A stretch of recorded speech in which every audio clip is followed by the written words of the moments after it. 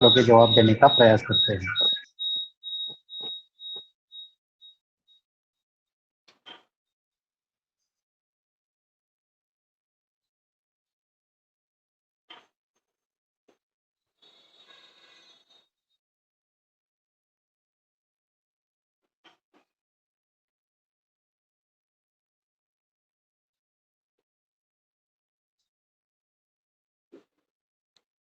देवेंद्र जी, Amar ji, handles किए आपने, सवाल पूछ सकते हैं। ध्यान रखें कि केवल केले के रिगार्डिंग आप सवाल पूछे और जो यूनिक सवाल हो जिसमें केवल डॉक्टर साहब मार्गदर्शन कर सकते हैं वही सवाल पूछिए। बाकी तो लगभग कई सारे सवालों का जवाब दे चुके हैं। यूनिक सवाल पूछिए और शॉर्ट में पूछिए।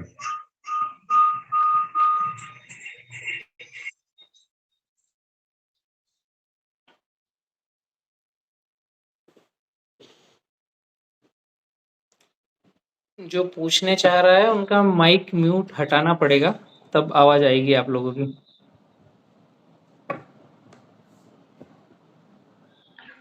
सर 70-30 केला में तो समझ में आती है, दूसरी फसलों में कैसे समझ में? ओके, 70-30 फार्मिंग जो भी फसलें हम ले रहे हैं, जैसे मुझे अगर उदाहरण देंगे तो मैं किसी फसल का बता पाऊंगा। जैसे अगर मैं कॉटन की बात करूं तो कॉटन भी हम 5-5 फीट पर लगा रहे हैं, तो हमें नाली 10 फीट पे करना है। जो भी फसल हम करें, हम सिंगल बेड वाली खेती कर रहे हैं, उसकी बजाय एक बेड पर दो फसलें, दो रो रखें और उसको फ्लैट रखें। एक्चुअली बेड का मतलब हमने इस तरह का समझ रखा है ड्रिप डाल करके। बेड का मतलब होता है सोने का बेड, लेटने का बेड, चपटा। हमने ड्रिप आने के बाद बेड को ऐसा बना दिया तीखा, तो ड्रिप डालते हैं फिसल के नीचे आती है।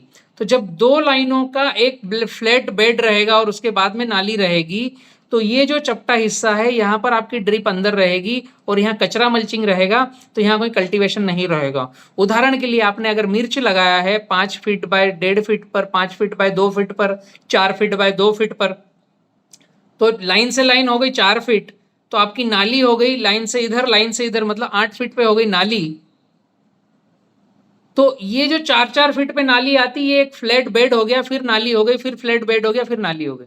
ऐसे ही कॉटन में, ऐसे ही मक्का में, ऐसे ही अलग फसलों में कर सकते हैं। अगर समझ में आया हो तो बताइए मुझे, या और कुछ सारांश दूं। अगला प्रश्न है किसी का? जी, अगला प्रश्न पूछिए, किसी का है? Good evening sir, I am Ramesh from Chennai, Tamil Nadu. इधर तमिलनाडु में कोई प्लॉट है बी किसान से? हाँ जी, काफी सारे प्लॉट है तमिलनाडु में, और किरण जी आपको एड्रेस देंगे, किरण जी के संपर्क में रहिए। लगभग पूरे भारत के 29 राज्यों में कहीं न कहीं किसी न किसी फसल पर हम कनेक्टेड हैं, और केला लगभग आई थिंक सभी राज्यों में है।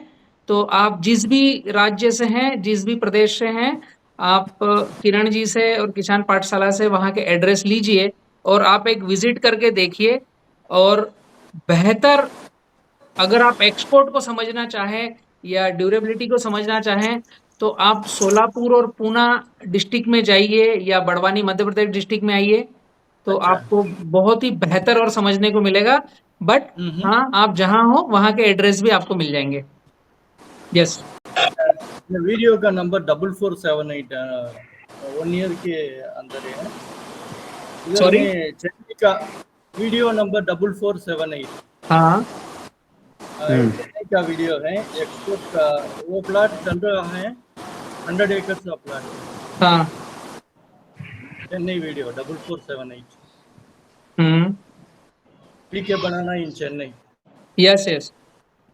चेन्नई में स्टार्टअप हम लेने जा रहे हैं अगले सत्र में। जब वो हमने वीडियोस बनाए थे तो वो हमने जमीन के प्रीलिमिनरी वीडियोस हमने बनाई थी, कि हमने जमीन के विजिट किए थे, जमीन को जाकर देखा था।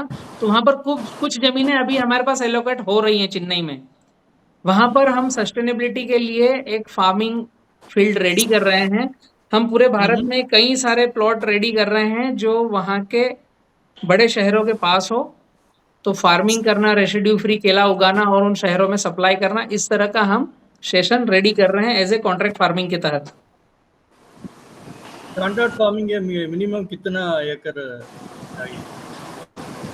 हमारे साथ बढ़ना हो तो एक लगभग 50 एकड़ से हम शुरुआत करते हैं, क्योंकि हमें इतनी दूर आकर के फिर वहाँ आपको गाइडलाइंस देना और हमारे फार्म मैनेजर रखना और टेक केयर करना रहता है। और आप तो 2 एकड़ से भी चालू कर सकते हो, उसको हम गाइडलाइन निःशुल्क देंगे जो हमारे साथ जुड़ करके आगे बढ़ रहे हैं। हमारे साथ अगर जेवी में जाना है, बी किसान ग्रुप के साथ, ऑक्सीजन पार्क के साथ हमारा एक वेंचर है O2 पार्क, अगर आप यूट्यूब पर डालेंगे O2 क्या पार्क माई अड्डा, तो एक वेंचर आपको मिलेगा जिसके तहत हम अलग अलग बेरन लैंड पर डिजाइन करते हैं फार्मिंग। तो हम 50 एकड़ से ऊपर स्टार्टअप ले सकते हैं पूरे भारत में कहीं पर भी, और भारत के बाहर भी हम कर ही रहे हैं। Yes, thank you sir, thank you. Okay, next किसी का प्रश्न है? सर हाँ बोलिए। भट्टी खाद का यूज और फसल में कर सकते हैं क्या, चने वगैरह में? हाँ, सभी भट्टी खाद फसलों में का कर सकते उपयोग हैं। किसी भी फसल में कर सकते हैं। भट्टी खाद एक कॉन्सेप्ट है आपके फर्टिलाइजर को डाइल्यूट करने का, जो मिट्टी में बैक्टीरियल कंपोजिशन बने और जब आप खेत में डालें तो वह रेडी फूड बन के लगे। एक छोटा सा कॉन्सेप्ट बतलाता हूं भट्टी खाद का।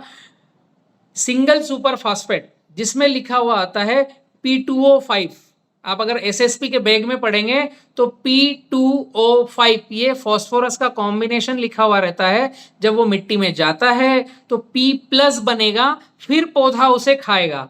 तो हम जो भट्टी खाद बना रहे हैं, यह फर्टिलाइजर जिस भी ग्रेड में आता है, इसका बॉन्डिंग तोड़ करके पौधे को खाने लायक बनाने का कर रहे हैं। यह केला हो, आम हो, जाम हो, चना हो, नींबू हो, किसी भी फसल में डाल सकते हैं। तो इससे आपके फर्टिलाइजर का प्रेशर बढ़ेगा, पावर बढ़ेगा। इसके लिए आपको कुछ वीडियोस देखना चाहिए यूट्यूब पर मेरे, और NPK फर्टिलाइजर किसान पाठशाला, ऐसा जब आप लिखेंगे तो आपको कुछ वीडियोस मिलेंगे जिसमें मैंने पूर्ण तरीके से समझाया हुआ है कि फर्टिलाइजर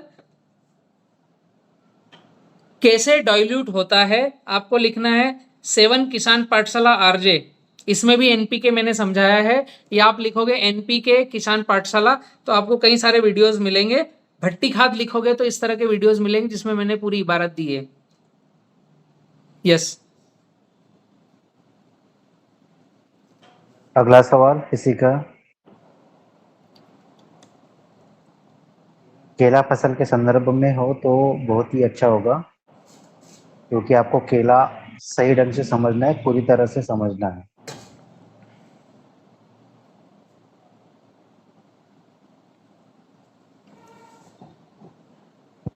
सर जी, एक सवाल था कई किसानों का यस, कि केले में जैसी चुनौतियां है, उसमें केले में बाकी फसलों के तुलना में केले में फ्यूचर क्या है, और अगर हम 5 साल का 10 साल का प्लानिंग करते हैं केले में तो क्या आशा है, क्या हमें बेनिफिट मिल सकता है, क्या अगर इस तरह से खेती करें तो कोई मतलब डिमांड अगर ज्यादा हो गई तो केले में नुकसान भी हो सकता है, रेट डाउन भी हो सकता है, ऐसे कुछ किसानों ने आशंका व्यक्त यस, की यस, है, इस पे क्या बोल सकते? सही क्वेश्चन है। इसमें 2 ही चीजों का ध्यान रखना है कि केले की खेती में अगर हम जा रहे हैं तो हमें रिटर्न कितना मिलेगा, उसके पैरेलल हमें खर्चा कितना कम करना है, इस विषय पर हमें ध्यान देना है। अगर आप लोगों के पास पेन कागज है तो लिखना चालू कीजिए। इस प्रश्न का एकदम परफेक्ट आंसर आपके पास होना चाहिए, तभी आप केले में उतर पाएंगे। पहला, रेगुलर जो केले की फार्मिंग हो रही है उसमें पौधा लगाना है, उसमें डबल ड्रिप डालना है, उसमें सिंगल बेड करना है। एक बार फसल लेते आएगी, दूसरे बार का रेट कम होगा, और तीसरे साल दूसरी फसल लेने के बाद 2.5 साल में हमें केले को रोटावेटर करके फसल निकाल करके फिर नई फसल लगाना है। यह कल्चर केले का अभी भारत में चल रहा है। हाँ, अगर इसी कल्चर से हम खेती करते हैं तो आपको केला लार्ज स्केल पर नहीं लगाना है। हेलो, इसी तरीके से अगर हम खेती कर रहे हैं तो आपको लार्ज स्केल पर नहीं लगाना है, वरना आपका केला लंबी चाल का नहीं होगा, एक्सपोर्ट कम होगा, आपके पास से फार्मिंग करने का पैसा ज्यादा जाएगा और आपको 8 रुपए किलो केला बिकेगा तो भी 1 रुपए का मार्जिन बचेगा। इसी के पैरेलल जो किसान पाठशाला गाइड करता है 70-30 फार्मिंग। किरण, मेरा एक आपसे प्रश्न है कि केले का भाव जी। बहुत ज्यादा केला लग जाए तो मिनिमम क्या रुपए केजी बिकेगा आज? अभी देखा है 5 साल के जो चर्या हमने देखी है तो कम से कम 6 से 7 रुपए में गया है। 6 से 7 रुपए। मैं बात करना चाहूंगा 5 रुपए किलो, 4 रुपए किलो, इससे डाउन आएगा कितना भी केला लग जाए? नहीं। कोविड में, कोरोना काल में हमने सोहन जी के यहाँ का चौथी हार्वेस्टिंग का 2.5 रुपए किलो केला बेचा है, उससे ज्यादा डाउन तो नहीं जाएगा ना? नहीं जाएगा। ठीक है, लास्ट पोजीशन कि 4 रुपए किलो। अब इस 4 रुपए किलो में आपका केला सरवाइव कैसे करेगा? ये जब गड़बड़ी आती है तो पूरे भारत में ही आएगी। ऐसा तो है नहीं कि केवल एक ही फार्मर के यहाँ जिसने केला ज्यादा लगा दिया उसके यहाँ आ गई, वो तो हर फसल पे आएगी। जब ग्लोबल मार पड़ेगी तो सभी फसलों पे पड़ेगी। बट केला सस्टेनेबल क्यों करेगा? आपने 70-30 फार्मिंग का फॉर्मूला फॉलो किया है, किसान पाठशाला से कम साइकिल का केला जुड़कर बी किसान से लिया है, भट्टी खाद का उपयोग किया है, मिट्टी का स्प्रे किया है और 70-30 खेती के तरीके से पानी दिया है, तो आपका केला ही क्यों सरवाइव करेगा उसका मैं आंसर दूंगा। और कितना ही केला लग जाएगा तो भी आप गड्ढे में नहीं जाओगे। पहले साल आपने केला लगाया, अगले साल 6 महीने में कटिंग करी, अगले साल 6 महीने में कटिंग करी, अगले साल 6 महीने में कटिंग करी, अगले साल 6 महीने में कटिंग करी, तो पहला थंब रूल, आप लोगों से डबल उत्पादन ले रहे हो। हेलो, जिसके यहाँ उत्तर भारत में ठंडी आएगी तो 1.5 गुना उत्पादन लोगे, क्योंकि ठंडी में 6 महीने की बजाय 8 महीने में केला कटेगा। तो जो मार्केट का केला अगर 20 टन आ रहा है 1 एकड़ पे, तो आप 1.5 गुना भी गए तो 30 से 35 टन 1 एकड़ का 1 साल का आप लोगे मिनिमम। हम बात करते हैं किसान 40 टन से 50 टन लेता है 1 साल में, एक हार्वेस्टिंग में 25 टन लेता है केला 1 एकड़ पे किसान मिनिमम, तो साल में 2 हार्वेस्टिंग लोगे, तो यहां से आपका आउटपुट बढ़ गया। पहली बात। दूसरी बात, हमने पौधा एक बार लगाया, कल्टीवेशन एक बार किया, फर्टिगेशन एक बार किया, एरिगेशन और सफाई हम थोड़ा थोड़ा कर रहे हैं, मैन पावर एक बार बल्क में लगा, बाद में लग नहीं रहा है। हम फ्रूट केयर हर बार कर रहे हैं, फल का क्वालिटी मैनेजमेंट हर बार कर रहे हैं और हर 6 महीने में केले की कटिंग ले रहे हैं। तो पहली बार हमारा 1 एकड़ में 1 लाख रुपए एकड़ का खर्चा हुआ मैक्सिमम की बात कर रहा हूं। आपने गोबर बहुत डाला, आपने ड्रिप नहीं डाली, आपने फर्टिगेशन किया, सब कुछ किया, लेबर पेमेंट दिया, आपने बटाई पर जमीन ले ली, उसका भी मैंने जोड़ लिया। आपकी जमीन नहीं, आपने 20,000 रुपए बटाई का दिया। 50 रुपए पर पौधे का फर्टिगेशन का खर्चा होता है पहले साल, लगभग 2 रुपए किलो का फर्टिगेशन होता है, इससे ज्यादा होता नहीं। खुद की जमीन है तो 25,000 रुपए एकड़ का कम कर लो, खुद का गोबर खाद है तो गोबर का पैसा कम कर लो, खुद खेत में रात में ड्यूटी देने जा रहे हैं, वॉल बदलने जा रहे हैं, तो अपने मैनेजर का मुनीम का पैसा कम कर लो, तो आप 70,000 रुपए एकड़ पे जाओगे। और मैक्सिमम लगाया आपने तो 1 लाख रुपए एकड़ पर आप 1 साल का 1 एकड़ का केला पका लोगे, तो मैक्सिमम 3 रुपए से 4 रुपए किलो का आपका प्रोडक्शन कास्ट आ गया पहली बार। लेकिन मैंने बोला केला लगाना है तो पंचवर्षीय योजना करना है, अगले साल आपको ड्रिप डालना नहीं, अगले साल आपको पौधा लगाना नहीं, अगले साल आपको बहुत सारा फर्टिगेशन करना नहीं, तो अगले साल आपका 25,000 से 30,000 रुपए एकड़ का खर्चा होगा। इस साल 20 टन केला पका है, अगली कटिंग में आपका 30 टन केला पकता है, तो 30 टन केला 30,000 का खर्चा। हेलो, इसे कहते हैं 1 रुपए केजी प्रोडक्शन कास्ट का खर्चा। अब इसी में एक प्राकृतिक आपदा आती है कि अगर आपने कमल समय पर रखा है और आंधी तूफान आकर के मेन पिल गिर भी गया, तो अगले 6 महीने में आपकी कटिंग रेडी है। और पारंपरिकगत तरीके से जो फार्मिंग अभी हो रही है 5x5 और 5x6 पर, अगर आंधी तूफान आते हैं और पूरा गिर जाता है तो आपके पास कोई नया बच्चा बचता नहीं। तो जब हम 1 रुपए किलो प्रोडक्शन कास्ट में हम 4 रुपए किलो भी केला बेचते हैं, तो 3 रुपए किलो का हमें नेट प्रॉफिट होता है, और ये हर 6 महीने में होता है। तो 1 साल का आपको 6 रुपए किलो का प्रॉफिट मिलता है 20 टन का। अगर एक हार्वेस्टिंग की बात करूं तो 20 से 25 टन जब हमारे पास आता है और 3 रुपए किलो का प्रॉफिट निकल के आता है तो 75,000 रुपए एकड़ होता है। यह सबसे बॉटम रेट है पूरे भारत में, कितना ही केला लग जाए। और आज की तारीख में जो ग्लोबल वर्ल्ड वार हो रही है, इजराइल में लड़ाई हो रही है, आपकी रशिया में लड़ाई हो रही है, आपकी यूक्रेन में लड़ाई हो रही है, ईरान ऑलरेडी इजराइल से गुत्थम गुत्थी चल रही है। तो इस परिस्थिति में काफी सारे देशों के आयात निर्यात पर फर्क गिरा है, और भारत को पुनः सोने की चिड़िया केवल फार्मर बना सकता है। और उसमें मेरे देखे, मेरे फील किए, केला सबसे अग्रणी निकलने वाला है, क्योंकि बनाना ही एक ऐसा फल है जो गरीब का भी है, अमीर का भी है, सस्ता भी है, महंगा भी है, लंबी चाल का भी है, कहीं भी कितनी दूर जाता है। रशिया क्यों गया? यूक्रेन वार की वजह से। और भारत में जो किसान पाठशाला 5x7 से ऊपर के ग्राफ बता रहा है, यह लंबी चाल के लिए बता रहा है। तो अभी भारत ही खुद 150 करोड़ पॉपुलेशन लेकर के केले का कंजम्पशन कर रहा है, और भारत में जितना केला पैदा हो रहा है उसका मात्र 7 से 8% एक्सपोर्ट हो रहा है। और विश्व की नजरें हमने किसान पाठशाला के तहत भारत में डलवा दी है कि यहाँ पर आपको केमिकल रेसिड्यू फ्री केला और प्रीमियम केला मिलेगा, वो हम पैदा करना चालू हो चुके हैं। तो केवल जो दुबई, ईरान, इराक केला जाता था गल्फ कंट्री में, अब यह केला यूरोप, यूके, यूएस जा रहा है, जाना चालू हो गया है। दिमाग में सोच आ गई है, कंटेनर पहुंच गए हैं। तो आप कितना भी केला लगाओगे तो आपका रेट कम नहीं होगा। साथ में क्वालिटी मेंटेन करना है, 70-30 फॉर्मूले से खेती करना है, फर्टिलाइजर कम करना है, केमिकल डालना ही नहीं है स्प्रे में, और केमिकल रेसिड्यू फ्री केला बनाना है। तो 50 पैसे से 1 रुपए किलो के खर्चे में आप कभी भी मार नहीं खाओगे। कोविड में हमने जब सोहन भाई का केला बेचा, आप सभी सोहन भाई का नंबर लिखिए, उनसे बात करना, 9424938222, 9424938222, सोहन किसान का नंबर है। जब कोविड में 2 रुपए किलो केला बिक रहा था तो सोहन भाई के यहाँ पर 2.5 रुपए किलो केला बिका। 25 पैसे केजी का प्रोडक्शन कास्ट का खर्चा था, क्योंकि हमने एक दाना यूरिया डीएपी नहीं डाला था। मात्र 3,000 के लेबर लगे थे और 3 से 4,000 का पानी का, बिजली का बिल आया था उनके 3,000 पौधों पर। 3,000 पौधों पर 6,000 का खर्चा आया था। हेलो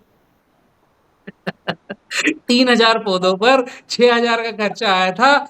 2 रुपए पर प्लांट का खर्चा था। यह सोहन भाई के पास डायरी में राइटिंग में है, आप सभी उनसे अभी भी प्लॉट जाकर देख सकते हो, बात भी कर सकते हो।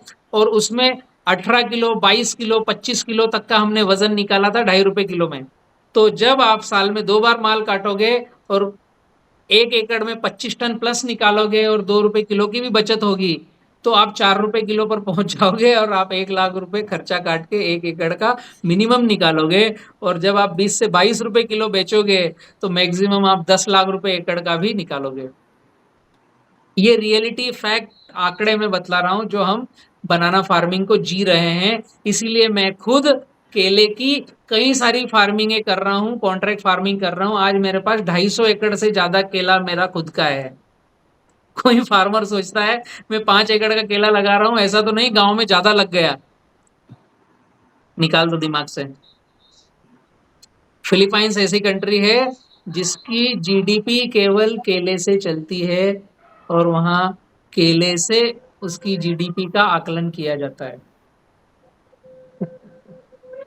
केले को जीडीपी में लाया, बाहर गणेश जी की आरती हो रही है और मंगलमय टाइम है, और गणेशा के टाइम पर हम ये सब केले की बातें कर रहे हैं। मुझे बहुत अच्छा लग रहा है आप सभी के साथ जुड़ करके।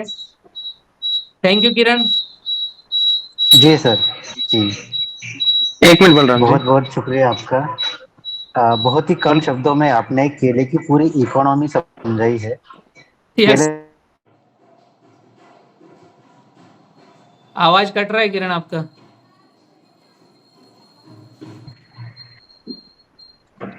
बलराम जी मेरा एक क्वेश्चन है। यस जी ओके, बताइए। एक्चुअली मेरा नाम सचिन गाड़गे है मैं एक्चुअली मैं बीएससी एग्रीकल्चर हूँ, लेकिन इतनी प्रैक्टिकल मैंने कभी थ्योरी सीखी नहीं है जितनी मैंने आपसे सीखी है। यस। अ, मेरा पहला मेरा पहला सवाल तो ये है कि अगर हम बनाना फार्मिंग करते हैं केला में, हाँ तो जी। और ये 5x7 ग्राफ रखते हैं, तो उसमें हम इंटरक्रॉप अगर तरबूज का लेना चाहिए, वाटरमेलन, तो हाँ, हम ले सकते हैं क्या? बिल्कुल ले सकते हैं। ये विषय रह गया था, मेरा भी बताना। अच्छा हुआ आपने प्रश्न डाला है। केले की फसल में कोई सी भी इंटरक्रॉप कर सकते हो। उस इंटरक्रॉप का मीनिंग क्या होना चाहिए, ये नोट डाउन कीजिए। केले की फसल 3 महीने के बाद स्पीडली चलना चालू होता है चौथे महीने से। तो आप जो भी इंटरक्रॉप कर 90 से 100 दिन की उम्र की होना चाहिए। केले की पौधे की हाइट 3 फीट से ऊपर चलती है चौथे महीने में, तो आपकी फसल की हाइट 3 से 4 फीट से नीचे की होना चाहिए और 90 दिन की होना चाहिए। कोई भी इंटरक्रॉप कर सकते हो। और केले के पौधे से 2 फीट लेफ्ट 2 फीट राइट ऐसे गोल ओरे से बाहर कोई भी इंटरक्रॉप लगा सकते हो, अंदर नहीं लगाना है। केले के तने से 2 फीट लेफ्ट 2 फीट राइट बाहर। बेल वाली फसलें कोई सी भी चलेगी इंटरक्रॉप में। आगे आप जब उसको वापस निकालना चाहो तो बेल का केवल मुहाना निकालना है और छोड़ना है, तो वो सारी बेलें वहां पर आच्छादन का काम करेगी और केले की फसल को बहुत अच्छा फायदा होगा। आप ले सकते हो इंटरक्रॉप बेल वाली फसलों का, नो प्रॉब्लम। उसमें फर्टिगेशन जो आएगा वाटरमेलन को, जो कि फॉस्फेट और पोटेशियम का है, वो तो देना ये पड़ेगा। इसमें। आप जैसे ही इंटरक्रॉप लेते हो तो फील्ड में 2 तरह की फसलें होती है, तो हमें फर्टिगेशन 2 तरह की फसलों के मुताबिक देना पड़ेगा, तो दोनों फसलें हेल्दी होगी। यस सर जी। ठीक है। पानी पानी मेरा यस यस। सेकंड क्वेश्चन है, हम अगर फॉस्फेरिक एसिड और सल्फ्यूरिक एसिड, हाँ ये अगर हमको देना है, तो इसमें कुछ डिफरेंस रखना पड़ता है कि बीच में? हाँ, डिफरेंस ऐसा रखना पड़ेगा कि आपको ज्यादा मात्रा में नहीं देना है, आपको एक साथ नहीं देना है। आप जब उसको डाइल्यूट करके दें तो कम से कम 1 से 2% का प्रमाण रखें। जैसे 100 लीटर पानी में 1 लीटर फास्फोरिक एसिड डालना है, या 100 लीटर पानी में 2 लीटर फास्फोरिक एसिड डालना है, इससे ज्यादा प्रमाण ना रखें। इस तरह का ड्यूरेशन रखें। और पानी हम जब दें ड्रिप से, तो जो हमारा मोटर पंप जा रहा है उसमें हम पानी में इंजेक्ट करेंगे तो मोटर पंप का पानी 1 घंटे आधे घंटे में जो चले उसमें ये 2 लीटर सल्फ्यूरिक एसिड निकलना चाहिए। अगर 1 घंटा पानी आपका चल रहा है, मतलब कि आपका 35,000 लीटर पानी खेत में गया, उस 35,000 लीटर पानी में आपने 2 लीटर सल्फ्यूरिक एसिड 2% वाला सल्फ्यूरिक एसिड का पानी डाला, तो बहुत ही कम मात्रा होती है और वो पानी इतना महीन होता है कि उसको आप लास्ट एंड पे जाकर अगर 2 घूंट पियोगे भी तो दिक्कत नहीं आएगी, लेकिन पीना नहीं है। आप ये ना सोचें कि मैंने 2 लीटर सल्फ्यूरिक एसिड डाल दिया तो जमीन के सारे कीटाणु मार दिए ना। आपने 2 लीटर सल्फ्यूरिक एसिड को 200 लीटर पानी में डाला, 1% हुआ, पहले तो वो घुल गया। उसके बाद ये 200 लीटर पानी आपका 1 घंटा मोटर पंप चला, जो 1 घंटे में 35,000 लीटर पानी कम से कम 5 HP का मोटर पंप देता है, तो 35,000 लीटर पानी में आपने 2 लीटर सल्फ्यूरिक एसिड मात्र डाला है, तो बहुत ही 0.110001 इस तरह का प्रमाण आता है, तो बहुत कम होता है। हाँ, वह असर बहुत करेगा और रिजल्ट काफी अच्छा देगा। तो हम एक ही दिन अगर सल्फ्यूरिक एसिड और फास्फोरिक एसिड चलाना चाहें तो 1 घंटे की गैप से भी चला सकते हैं। जब फास्फोरिक एसिड और सल्फ्यूरिक एसिड चलाने का नौबत आए तो पहले फास्फोरिक चलाना है, सल्फ्यूरिक बाद में चलाना है। और फास्फोरिक एसिड चलाते समय जब हम पानी चला दें और मोटर पंप बंद करें, जब फास्फोरिक जाना चाहिए, चलते चलते जाना चाहिए, सॉरी फास्फोरिक चलते चलते जाना चाहिए, और सल्फ्यूरिक पूरा पानी चल जाए और मोटर पंप बंद कर रहे हो जब सल्फ्यूरिक जाना चाहिए, तो सल्फ्यूरिक ऊपर की लेयर पे रहेगा और फास्फोरिक पूरे में फैलेगा। इस तरह का नियंत्रण होगा। गणेश जी का प्रसाद आ गया है जी, आरती हो गई है घर पे। जय गणेश। ठीक है। मेरा एक लास्ट क्वेश्चन है, अगर हम ये 70-30 फार्मिंग अगर ओनियन में करना है तो वो पॉसिबल है? यस, हर फसल में पॉसिबल है। ओनियन में आपके छोटे छोटे राइस बेड बनते हैं, शायद 4-4 लाइनें लगाते होंगे आप लोग, ड्रिप से 2 ड्रिप के पास में 3 लाइन ऐसा करते होंगे। यस आप कैसा करते हैं ऑनियन, तो मैं उसको डिफाइन कर पाऊंगा, समझा पाऊंगा। वही वही ऐसे बेड बनाते हैं उसको, उसके ऊपर दो दो ड्रिप डालते हैं और ओके चार चार लाइन आते हैं। ओके, राइस बेड बना करके उसमें डबल ड्रिप करके उसके आसपास दो दो लाइनें, चार चार लाइनें लगाते हैं। हम्म, इसमें 70-30 फार्मिंग करना है तो इसमें कचरा मल्चिंग करना चाहिए ऑनियन में। एक तो आपकी जमीन ढीली होना चाहिए, स्वस्थ मिट्टी का पैमाना आपको याद होना चाहिए कि हम कंद वाली जो फसलें रह रहे हैं, प्याज, गाजर, मूली, अदरक, हल्दी, मूंगफली, ये जो कंद वाली फसलें हैं, इन फसलों के लिए मिट्टी एकदम ढीला होना चाहिए। मिट्टी ढीले होने के लिए आपको इकोसिस्टम होना चाहिए वहां पर, और मिनिमम 1% कार्बन से ऊपर होना चाहिए। इसके लिए जब भी कंद वाली फसलें लगाएं उसका लैब टेस्ट कराएं। बी किसान ग्रुप ऑलरेडी करता है, यहां पर भी आप पूरे भारत में कहीं भी रहते हो 200 ग्राम मिट्टी का सैंपल भेजोगे, यहां पर भी जांच होगी। तो जब मिट्टी का जांच कराने के बाद आप अगर पाते हो कि 0.4% कार्बन है, 0.5 कार्बन है, तो आप उसको 1% तक कैसे ले जाओगे, पहली चीज यह ध्यान रखना है। दूसरा, प्याज में पत्ता बड़ा नहीं होता तो नीचे छांव जाती नहीं, धूप जाती है। इसलिए प्याज का बेड जो बनाओगे वहां पर कचरा मल्चिंग पहले से कर दो। जैसे मक्का की कड़बी, मक्का के जो पोगर आते हैं, भुट्टे आते हैं, उनका कचरा, राइस हस्क का कचरा, कोई भी ऐसा बायोमास नहीं जो चिपक जाए। मक्का की कड़बी का कचुम्बर करने के बाद चिपका हुआ नहीं, मक्का की कड़बी सीधी सीधी डाल दो उस राइस बेड पर, उसके बाद में उसको हटा करके वहां पर आप प्याज लगा दो, तो सूर्य की रोशनी सीधी मिट्टी में जाएगी नहीं और यहाँ इकोसिस्टम बनेगा। या सोयाबीन का भूसा डाल सकते हो जो ढीला भूसा होना चाहिए, जिसके अंदर हवा आवागमन करे, धूप डायरेक्ट नहीं जाए। स्वस्थ मिट्टी की पहचान है 25% हवा, 25% पानी पौधे की जड़ों के पास होना चाहिए, 45% मिट्टी होना चाहिए, 5% कार्बन होना चाहिए। तो यह स्वस्थ मिट्टी का पैमाना है। और छठे नंबर पर अगर आपको जीवंत मिट्टी करना है तो इसमें बैक्टीरिया होना चाहिए, पीएसबी, केएसबी, राइजोबियम, एजोटोबैक्टर। तो यह कल्चर बनाकर आप घर पे ही डाल सकते हो, डाइजेस्टर बैग लगाकर डाल सकते हो, या फिर आप ह्यूमस बनाने वाला ड्रम बना करके भी आप अपने खेतों में बैक्टीरिया की पूर्ति कर सकते हो। लेकिन प्याज में अगर आच्छादन किया और ड्रिप मैनेज किया और राइस बेड की हाइट बढ़ाकर रखा, राइस बेड की हाइट बढ़ाकर रखा, ऐसा 6 इंच का नहीं, 1 से 1.5 फीट का हाइट रखना है, ताकि यह जो लाइनें आए यहाँ पर क्रैकिंग आना चालू हो। तो ये जो राइस बेड है यह पानी का निसरा नीचे तक करेगा, तो आपका प्याज का मूली नीचे तक जाएगा और प्याज का साइज नीचे तक बढ़ेगा, जमीन ढीली रहेगी। और ये जो क्रैकिंग आएगी यहाँ से एरिएशन होगा और सूर्य की रोशनी डायरेक्ट मिट्टी में नहीं जाएगी, तो यहाँ बैक्टीरियल कॉलोनी होगी, और वो बैक्टीरिया, कीट पतंग, कीड़े उस बेड में घूमेंगे तो जमीन को ढीली रखेंगे, पोरस रखेंगे, और आपका प्याज निरंतर बढ़ता रहेगा, अदरक निरंतर बढ़ता रहेगा, मूंगफली बढ़ती रहेगी। इस तरह की कंद वाली जो भी फसलें हैं उसमें यह पैटर्न में आप 70-30 फार्मिंग कर सकते हो। यस, नेक्स्ट है कोई? ये ओनियन की कैप्सूल बैच, ओनियन का कैप्सूल बैच है क्या? जी जी कर रहे हैं, उसका प्लानिंग कर रहे हैं। यस, किरण बताएंगे आप। जी करते हैं, ओनियन का भी करते हैं। Thank you. मैं हैदराबाद से बात कर रहा हूँ। ओके। आपकी बहुत सारे वीडियोस है, मगर अगर फिजिकली जाके देखना है हैदराबाद के नज़दीक में आपकी कुछ कॉर्पोरेट फार्मिंग की कुछ फील्ड्स है, मौजूद है, कॉन्ट्रैक्ट जाके फार्मिंग नहीं है 15-20 दिन। हैदराबाद के नजदीक, अब आने वाली है, लेकिन नॉर्मल फार्मिंग है हैदराबाद या सराउंड में। किरण आपको एड्रेस, नाम, नंबर देंगे, ये सेशन होने के बाद आपको भेजेंगे।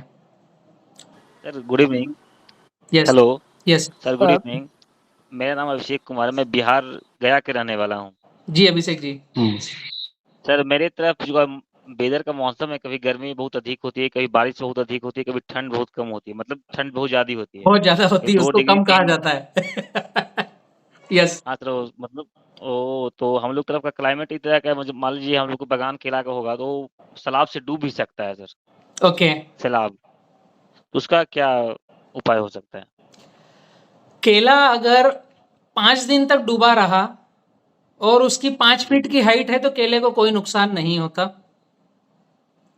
पानी निकलने के बाद अगर आपने 70-30 फार्मिंग का फार्मूला गहरा नाली कर रखा है और राइस बेड बना रखा है तो केले को कोई नुकसान नहीं होता।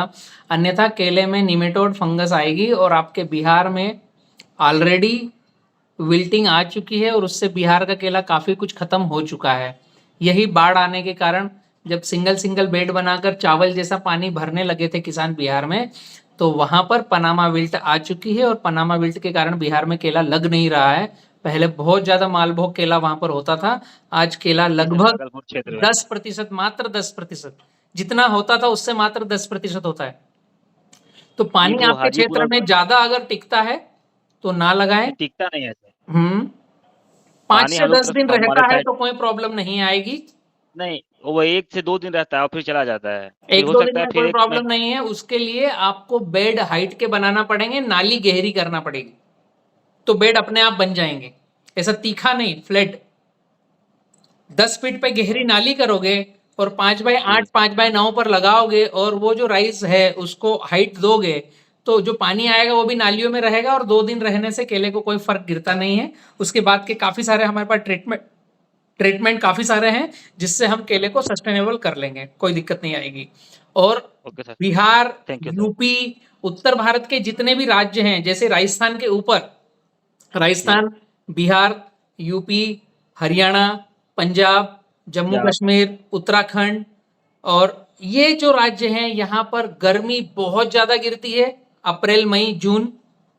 जी सर। बारिश भी अच्छे लेवल पे होती है और बाढ़ आने के चांसेस, यूपी का कुछ पूर्वी हिस्सा और बिहार पूरा ही बाढ़ आता ही रहता है। और जी पहाड़ों के पास, बर्फीले पहाड़ों के पास होने के कारण यहाँ पर ठंड भी बहुत रहती है, तीनों मौसम एक्सट्रीम रहते हैं। इसके लिए आपको जी क्लाइमेट कंट्रोल करने के लिए पूरी बाउंड्री पर गन्ना घास हमेशा रखना चाहिए। और जब 5x7 के ऊपर केला लगाओ तो उसमें 2 जनरेशन बेबी भी होना चाहिए, बहुत जरूरी है, क्योंकि फर्स्ट का पत्ता डाउन होगा फल आने के बाद तो बच्चे का पत्ता बढ़ेगा। तो खेत में 20,000 पत्ते मेंटेन होना चाहिए गर्मी में, वरना प्लांट यहां से टूट कर गिरेगा। यह बहुत बड़ा एक द्वंद्व है केले की फार्मिंग में। अंदर खेत के पत्तों का मेंटेन नहीं होता है। पूरे भारत में 45 डिग्री 47 डिग्री तक टेम्परेचर जाता है, गर्म हवाएं चलती है, तो केले के थड़ पर जब हवा लगती है तो केला भी प्याज के जैसा है। केले का पत्ता निकालोगे तो छिलका निकलते जाएगा, अंदर कुछ मिलेगा नहीं। तो जब बहुत गर्म हवा लगती है तो यह भी पिचक कर गिरता है, इसके पत्ते ढीले हो जाते हैं। जब बहुत ठंड की सर्द हवा लगती है तब भी केले के पत्ते खुल जाते हैं और केला पिचक कर टूट कर गिरता है। तो चारों तरफ सराउंड में गन्ना घास रखनी चाहिए आपने इस तरह के क्षेत्रों में, उत्तर भारत में। और अगर बड़ा प्लॉट है, 5 एकड़ का प्लॉट है, तो हर एक एकड़ के बाद फिर एक मेड़ रखनी चाहिए आपने गन्ना घास की। फिक्स्ड करो ये। उत्तर भारत में, बिहार में, यूपी में केला जब लगाओ, अगर 1 एकड़ से ज्यादा है तो बीच में एक मेड़ और गन्ना घास की करो, तो आप सस्टेनेबल हो पाओगे। Yes sir, thank you sir. जी, अभी समय हो चुका है, अपनी समय की मर्यादा है, 8 बज चुके हैं। अभी जिन किसानों के सवाल बाकी है वो लिख के भेज सकते हैं, ग्रुप पे डाल सकते हैं या पर्सनली व्हाट्सएप कर सकते हैं, तो इनके सवाल मतलब जवाब देने का हम करते हैं प्रयास। अभी एक रिक्वेस्ट थी, अंजलि मैम भी इस मीटिंग में ज्वाइन थी। यस मैम थोड़ा 2 मिनट आपसे लेना चाहता हूँ, 2 से 3 मिनट। आप थोड़ा O2 पार्क और केले के जो अपने कॉर्पोरेट फार्मिंग के जो फील्ड है उनके बारे में थोड़ा बताइए, 2 से 3 मिनट में। काफी किसान सुनने के लिए आतुर है।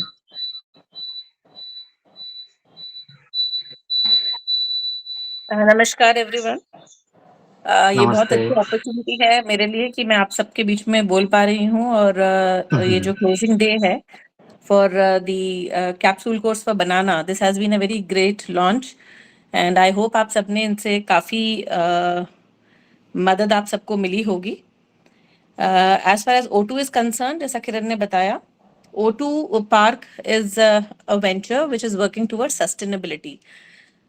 O2 पार्क की जितने भी स्कोप ऑफ वर्क है वो सस्टेनेबिलिटी एंड क्लाइमेट चेंज पे है। एंड हम कॉन्सेंट्रेट करते हैं कि जितना ज़्यादा हम जो अनुपयोगी भूमि होती है, बैरन लैंड होता है, उनको कैसे डिज़ाइन करें, उन पे कैसे बेस्ट आउटपुट लें। As far as banana is concerned, क्योंकि ये capsule course pertaining to banana है, तो मैं अपने आप को बनाना से रिस्ट्रिक्ट रखूंगी अभी फिलहाल। हमारे कुछ प्रोजेक्ट्स हैं जो we are launching in our country. हमारे पास बहुत स्कोप है कि हम बनाना में बहुत ऊंचा जा सकते हैं in export. Presently we do not fall in that line, हम उस कैटेगरी में नहीं आते हैं। When the world wide banana export ratio is seen और maybe the data is analysed, हम उस रेशियो में नहीं आते हैं, बट हमारे पास स्कोप बहुत है। हमारे पास बहुत सारे जोन्स में क्लाइमेटिक कंडीशंस बहुत सपोर्टिव है, soil is also quite supportive. So as of now हमने कुछ जगह पे कॉन्ट्रैक्ट फार्मिंग, O2 मंत्रा भी हम दे रहे हैं, O2 Mantra in terms of consultancy, we going as JV, जहाँ पे हम लार्ज स्केल बनाना फार्मिंग कर रहे हैं, जिसका मेन उद्देश्य हमें ये बताना है to the world that what India can do, how can we achieve a residue free farming, the best quality of banana in our country. So इसके लिए हम छोटे स्केल पे 5-10 एकड़ 15 एकड़ तो हम कर ही रहे थे, जिसका हम when we join the pockets लगभग 150-200 एकड़ 250 एकड़ वो बन जाता है। बट अभी हमने जो रिसेंटली स्टार्ट किया है, हमने स्टार्ट किया है लगभग 50 एकड़ plus at various pockets, and अभी कुछ जगह ऐसी चयनित करी हैं जहां पे हम लगभग 100 एकड़ पे भी करेंगे। जैसा कि डॉक्टर साहब ने बताया कि मेट्रोज के पास में या सिटीज जो ज्यादा अच्छे से कनेक्टेड हैं, वहां पे राइपनिंग चेम्बर्स भी, सस्टेनेबिलिटी की जहां बात आती है वहां पे end to end solution starting from the plantation to output, yielding and having a market. बहुत इंपॉर्टेंट है to have a market. So O2 is providing the complete solution to all the farmers or people who are interested, even to the businessmen who have large scale land available with them and is unused. तो इसमें हम pitch इन कर रहे हैं, आंध्र प्रदेश में जा रहे हैं, चेन्नई की तरफ जा रहे हैं, कुछ MP में है, MP एरिया में है, महाराष्ट्र एरिया की तरफ है। तो ऐसे काफी सारी जगह हैं, और अभी हमारा एक पायलट प्रोजेक्ट लॉन्च हुआ है राजस्थान में, पहली बार लार्ज स्केल बनाना फार्मिंग, जिसमें कि हमने भी 50 एकर्स पे प्लांटेशन ऑलरेडी कर दिया है, which is not there in Rajasthan at all. And इसका जब आप लोग आउटपुट देखेंगे, so you will realise that what क्या क्या चीजें नहीं हो सकती खेती में। एग्रीकल्चर में बहुत सारी चीजें हो सकती है, but yes we have to go it in a sustainable manner and we have to do it in a corporate way. We have to do it, हमें सिर्फ डे टू डे की रोजगारी खेती नहीं करनी है, हमें उसको वेल प्लान्ड तरीके से करना है, जिससे हम कम से कम खर्चा करें और मैक्सिमम आउटपुट कैसे ले सकें। इसके अलावा कुछ हमारे इंटरनेशनल प्रोजेक्ट्स भी हैं लाइंड अप, कुछ ऑलरेडी स्टार्ट हो चुके हैं, कुछ होने वाले हैं, तो we'll keep updating you. The first one which is going to come up is Indonesia, Jakarta, next month, and our team will be going there. So I'm very happy to announce कि हमारे पास, जैसे आप लोग as a crop doctor train हो रहे हैं, capsule course कर रहे हैं, ऐसे और भी बहुत सारे लोग हैं जिन्होंने कैप्सूल कोर्स किया है, हमारे चैनल पार्टनर्स हैं, they are doing really well। और हमारा मेन एम है कि हम खेती को सस्टेनेबल कैसे बनाएं, सॉइल को हम स्पॉइल कैसे नहीं करें, हम खराब ना करें, the micro organisms which are there in the soil उनको मेंटेन करके रखें और best output, residue free output दे सके। तो ये हमारे क्रॉप डॉक्टर्स हमसे सीख चुके हैं। ऐसे बहुत सारे क्रॉप डॉक्टर्स हैं जो काफ़ी ऊंचे लेवल तक जा चुके हैं, जो काफ़ी समय से हमसे जुड़े हुए हैं। तो हमने कुछ लोगों को सेलेक्ट किया है, कुछ लोग प्रोजेक्ट ऑलरेडी लीड कर रहे हैं इंडिया में, एंड कुछ को हम आउट ऑफ इंडिया भी भेज रहे हैं। So this is the plan of action, and we see lot of growth in B-Kisan, we see lot of growth in O2, and thanks to Kisan Pathshala particularly, and thanks to Dr. Balram, जिनके guidance पे, जिनके मार्गदर्शन पे हम ये सारी चीजें सीख पाए और हम ये सारी चीजें इम्प्लीमेंट कर पाए। So hail, and I wish all the best to every one of you. Thank you so much. Thank you so much, ma'am. Thank you, doctor साहब। एक प्रेरणा हमारे सभी किसानों में जगी है केला खेती को लेकर और सस्टेनेबल फार्मिंग को लेकर। आप जैसे बड़े लोग बहुत ही इसमें अभी सम्मिलित हो रहे हैं। एक किसानों की हमारी दृष्टि जो है, खेती को छोड़ने की मनस्थिति अभी बहुत सारे किसानों की आ गई है, लेकिन वही अगर दूसरी साइड देखें तो बहुत सारे नए किसान जिनके पास खेती नहीं है, जिनका कोई खेती में अनुभव नहीं है, वैसे हाई लेवल के लोग भी खेती में एंटर कर रहे हैं दूसरी तरफ से, क्योंकि उन्हें एक कुछ सिस्टम दिखा है, खेती में कुछ पॉजिटिविटी दिखी है, खेती में कुछ स्कोप दिखा है। वही इसके तहत ही हमें कुछ सिस्टम खड़ा करना होगा खेती में, जो सस्टेनेबल भी हो सके और साथ में मिट्टी का भी सेहत रखे, रेसिडू फ्री उत्पादन हम ले सके। इन तीनों को कॉम्बिनेशन करके ये हमने डिजाइन किया है 70-30 पैटर्न और इकोसिस्टम O2 के साथ। तो हम सभी का आप दोनों का मार्गदर्शन सदैव किसानों में ऐसा ही मिलता रहे, ये आशा करता हूँ। किसान पाठशाला के माध्यम से काफी सारे किसान जुड़ रहे हैं, जुड़ते जाएंगे और किसान पाठशाला के माध्यम से अच्छी खेती करना सीख रहे हैं। आप सभी लोगों का तहे दिल से धन्यवाद देता हूँ किसान पाठशाला की ओर से, पूरी टीम की ओर से।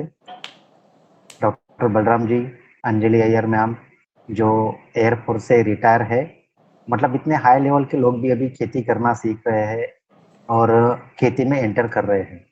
ये हम किसानों को समझना चाहिए।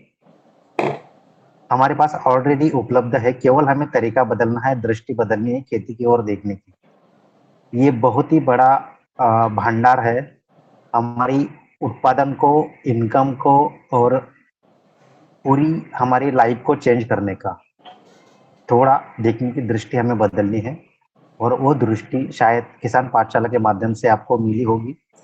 आशा करता हूँ आप ऐसे ही हमारे साथ में जुड़े रहोगे, ना कि केवल केला खेती के बारे में, बल्कि ऑल ओवर खेती के बारे में आप हमसे जुड़े रहेंगे। हम जितना भी हो सके, जितना भी सीखे हैं, जितना भी अनुभव हमने किया है, जितना भी प्रैक्टिकल हमने किया है, वो आप तक पहुंचाने का हम प्रयास करेंगे। पूरी टीम खेती को लेकर, किसानों को लेकर समर्पित है। आप सभी का आशीर्वाद, आप सभी का सहयोग ऐसे ही हमारे साथ में बना रहे, ताकि हमें प्रेरणा मिले, ज्यादा से ज्यादा किसानों तक हम पहुंचे, ज्यादा से ज्यादा खेती को हम सस्टेनेबल कर पाए। जितनी भी मिट्टी खराब हो चुकी है, बंजर हो चुकी है, उनको और पुनर्जीवित करें। यही हमारा प्रयास आपके आशीर्वाद से, आपसे सहयोग से निरंतर चलता रहेगा। आप सभी का धन्यवाद देता हूँ और डॉक्टर साहब के अनुमति से, मैम की अनुमति से इस कोर्स का समापन आज कर रहा हूँ। सबका धन्यवाद, सबको राम राम, सबको नमस्कार, सबको शुभ रात्रि और ऑल द बेस्ट।